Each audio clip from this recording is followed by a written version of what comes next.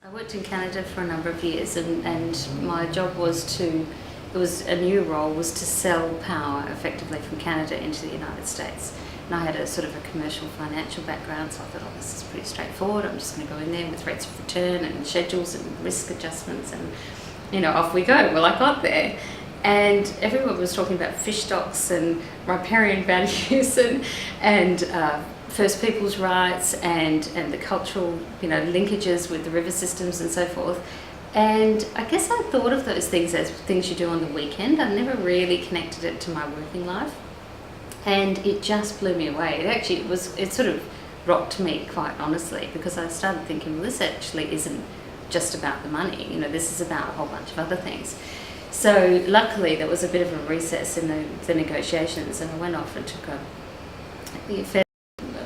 bit of study in terms of conflict resolution and negotiations, and it just changed my whole view about not just work but how to interact with people, and really recognizing the fact that everybody is bringing something to the table, and to go beyond the issues to what are the principles that we're working with here.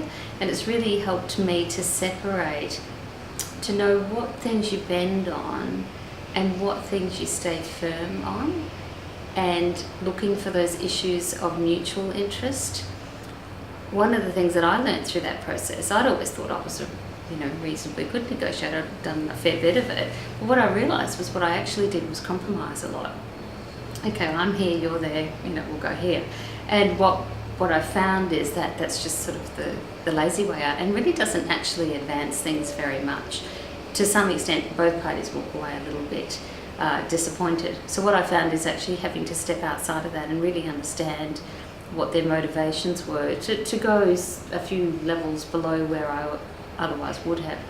So in terms of a leadership thing, I think it was really the fact that you have to step back and listen and really understand where the other person is trying to come from or go to actually lead well, because otherwise you're just imposing things or coming up with a second best option. And I think that's when you do start to see these sort of win-wins coming out, and they're terrific when they come particularly out of an area that you thought that wasn't going to be possible, and they happen all the time. So, yeah.